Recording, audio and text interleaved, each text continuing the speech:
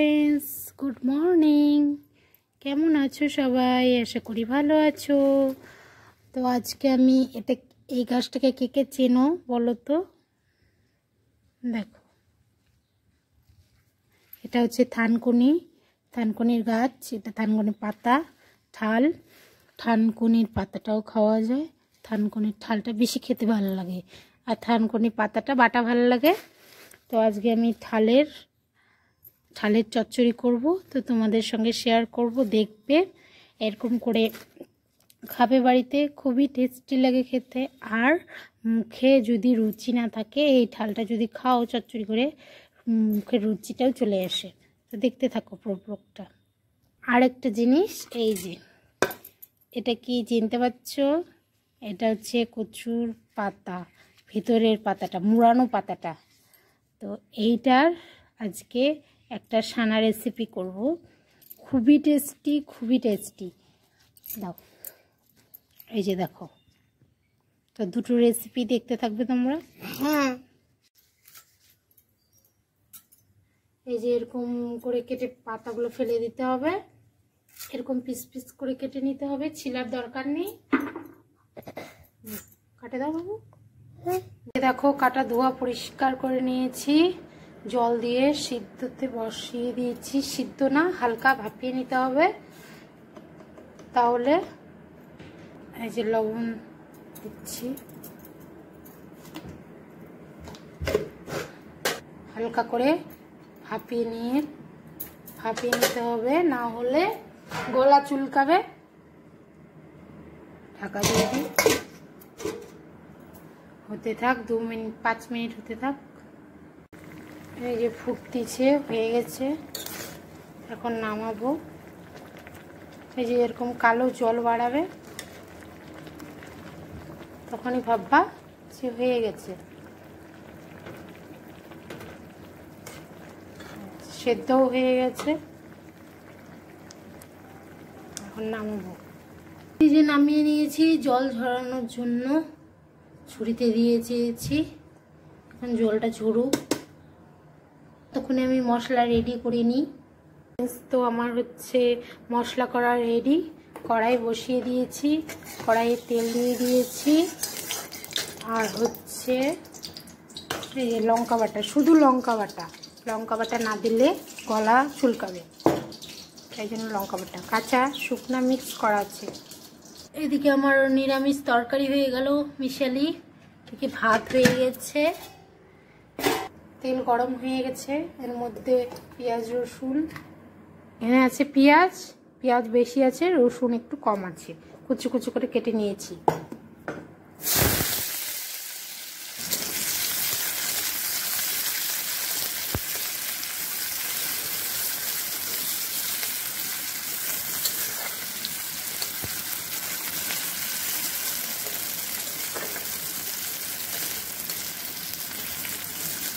হালকা হালকা লাল হলেই ওটা দিয়ে দিব।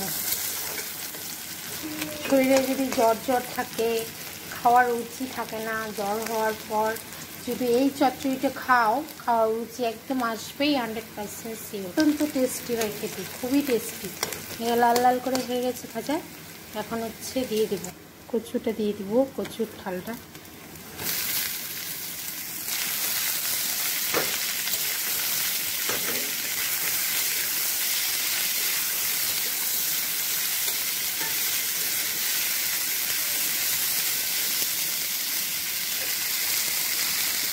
এর মধ্যে একটু লবণ দিয়ে দেবো, যেহেতু সিদ্ধ করছিলাম লবণ দিয়ে, সেহেতু অল্প লবণ দেব।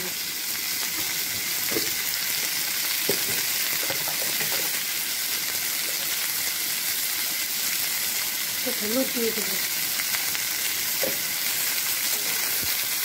লঙ্কা বাটাটা অনেক পরে দেবো।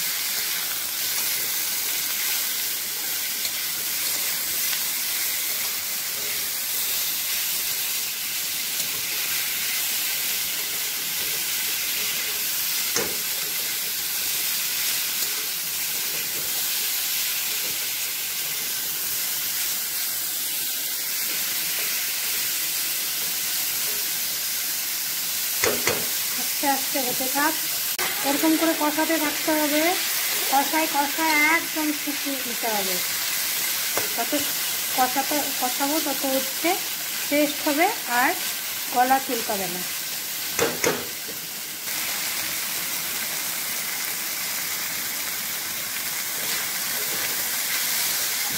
নাড়তেই থাকতে হবে, নাড়তেই থাকতে হবে।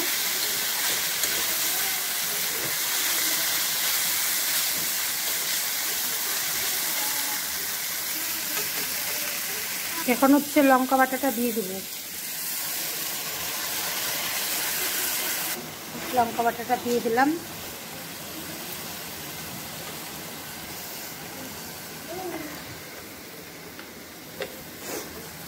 লঙ্কা বাটা দেওয়ার পরে একটু তেল দিতে হয়, একটু তেল দিয়ে দেবো,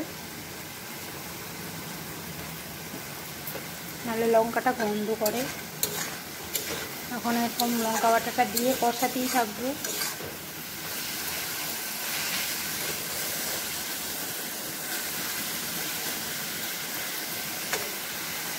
কচু পাতা ধুয়ে নিয়েছি ভালো করে।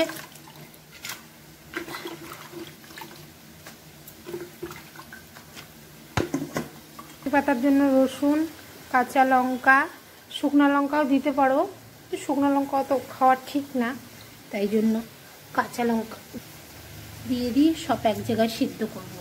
দেখো কত সুন্দর কালার এসছে। কাঁচা লঙ্কা বাটা দিয়েছি কিন্তু এরকম আস্তে আস্তে শুকিয়ে যাবে একদম। খুবই টেস্টি হয়ে গেছে। যত কষাবো তত টেস্ট বাড়বে।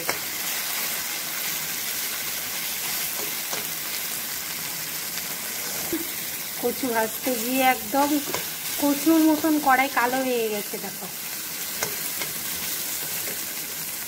কি সুন্দর কালারও এসছে। দেখো এরকম হবে ভাজা ভাজা।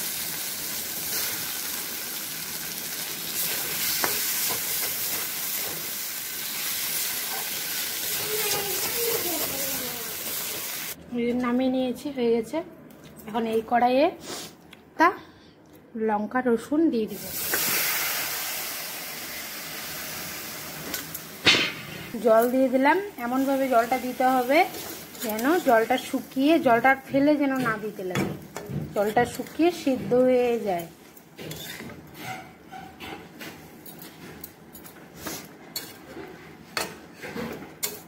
সেই হিসেবে জল দিব। এই যে পরিমাণ জল দিয়েছি, আর একটু জল দেবো। এখন ঢেকে দিব যতক্ষণ না সেদ্ধ হয়। কচু পাতাটা একদম জল শুকিয়ে গেছে। জল শুকিয়ে এরকম করে এখানে এরকম করে নিতে হবে, খুব করে শুকায় নিতে হবে জলটা।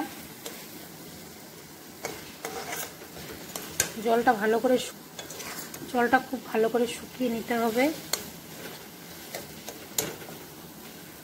নাহলে খেতে ভালো লাগবে না। তারপরে এটাকে সানা করব। এখানে লবণ তেল কিছুই দেওয়া নেই, পরে মাখাবো যখন তখন দিব। হয়ে গেছে, জল শুকিয়ে গেছে, এখন নামিয়ে নিব। এটা মাখবো, তার জন্য লাগবে লেবু। এখন রসুনগুলা, কাঁচা লঙ্কাগুলো ভালো করে গালে নিব।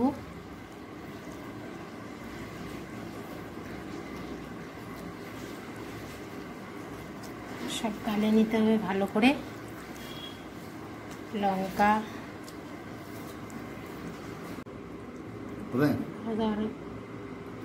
লবণ দিয়ে দিলাম, একটু দাও না, তেল দাও। এখন তেল দিয়ে দিলাম, কাঁচা তেল।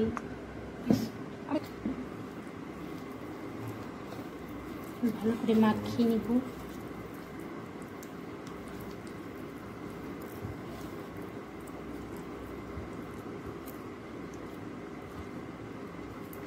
লেবুটা দিয়ে দিব চিপে।